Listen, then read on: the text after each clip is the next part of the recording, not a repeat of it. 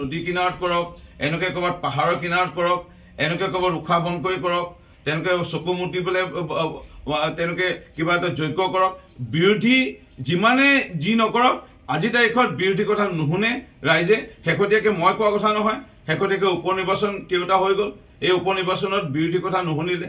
আজি শেহতীয়াকৈ বিভিন্ন পৰ্যায়ত যদি আপোনালোকে চায়, তেওঁলোকে বিভিন্ন ধৰণৰ কথা আজি ঝুমুৰ বিনন্দিনীৰ সময়তে ক'ব বিচাৰিছিল, কিন্তু ৰাইজে নুশুনিলে। স্বতঃস্ফূৰ্তভাৱে ৰাইজৰ সঁহাৰি আছিল। সেই দিশত যদি আপোনালোকে চায়, এটা সুন্দৰ অধ্যায় আৰম্ভ হ'ব ধৰিছে। ইয়াত ঐক্যমঞ্চ হীৰেণ গোহাঁই হওক, হীৰেণ গোহাঁইৰ দৰে আৰু 10জন বুদ্ধিজীৱীক আনি পেলাই তেওঁলোকে পৰামৰ্শ লওক। এই তেওঁলোকৰ কণ্ডল লাগিলেই।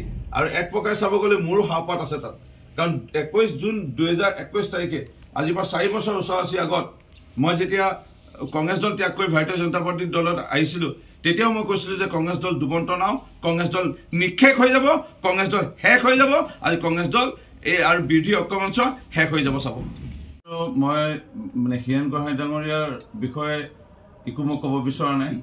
হীৰেণ গোহাঁই ডাঙৰীয়াৰ তেওঁক সন্মানৰ যোগ্য, সেইখিনিলৈকে ঠিকে আছে, কিন্তু কংগ্ৰেছৰ ঠিকাদাৰ হ'ব, তেওঁ বামপন্থী চিন্তাধাৰাৰ এজন লোক, আৰু তেওঁ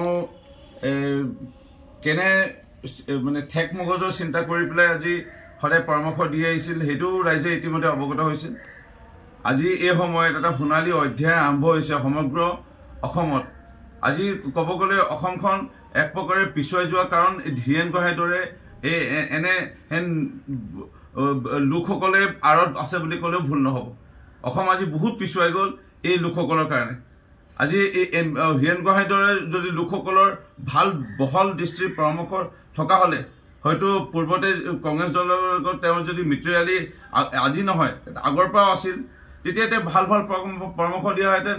কংগ্ৰেছৰ বহুত বছৰ সুযোগ পাইছিলে অসমৰ ৰাইজৰ সেৱা কৰা, এই উত্তৰ পূৰ্বাঞ্চল বা ভাৰতবৰ্ষৰ ৰাইজৰ সেৱা কৰা, বহুত ভাল কাম কৰিব পাৰিলেহেঁতেন কংগ্ৰেছ। কিন্তু কংগ্ৰেছ আজি দিল্লীৰ দৰে, য'ত আমি সকলোৱে জানো ভাৰতবৰ্ষৰ একেবাৰে শ্ৰেষ্ঠতম বুদ্ধিজীৱী আছে, ৰাজনীতি একদম ওচৰৰ পৰা পোৱা কেন্দ্ৰৰ ৰাজধানী, তাৰ লোকসকলে যেতিয়া নক্সাত কৰিছে কংগ্ৰেছত, আৰু কংগ্ৰেছৰ এতিয়া ঠিকাদাৰ হ'বলৈ ওলোৱা হীৰেণ গোহাঁই ডাঙৰীয়াৰ বিষয়ে মই বিশেষ ক'ব বিচৰা নাই। তেওঁ নিজৰে ভাতৃ ককাই ভাইপা নিজৰ জাতি ধৰ্মৰ লোকৰ পৰাই মাৰ খাব ধৰিছে। এতিয়া ৰকিব হুছেইনে যদি তেনেকৈ নিজৰ ভাই বন্ধু ককাই ভায়েকৰ পৰা মাৰ খায়, নিজৰ সমষ্টিতে মাৰ খায় যদি ক'ব পাৰে এক প্ৰকাৰে, এইপিনে যদি পুতত বলিলৈ খেদা খায়, পুতৰ জন্মিছে দুখ লাগিছে, তাৰ বাহিৰে কি কৰিব পাৰিম। এইপিনে কোনোবাই খেদা খাইছে, কোনোবাই গালি খাইছে, কোনোবাই মাৰ খাইছে। কংগ্ৰেছ দলৰ এতিয়া পৰিস্থিতি সেইটোৱে। আৰু সেইকাৰণে কংগ্ৰেছ দল আৰু কংগ্ৰেছ দলৰ লগত যোন থাকিব বা আছে, তেওঁলোকেও ধ্বংস, কংগ্ৰেছ দলটো ধ্বংস। মষ্ট ৱেলকাম, তেওঁ আহক, আৰু আহিলেতো মই খুব ভাল পাম, কাৰণ মই 5 বাৰ মৰিয়নি সমষ্টিৰ বিধায়ক হ'লো। মইনো ঘোঁৰাক ঘাঁহ কাটি আছিলোঁ নেকি ইমান দিনে, নে মাৰ্বল গুটি খেলি আছিলোঁ, নে টাং গুটি খেলি আছিলোঁ, সেইটো প্ৰমাণ হ'ব। মোৰ নিজকো জুখিবলৈ মই সুবিধাকণ পাম।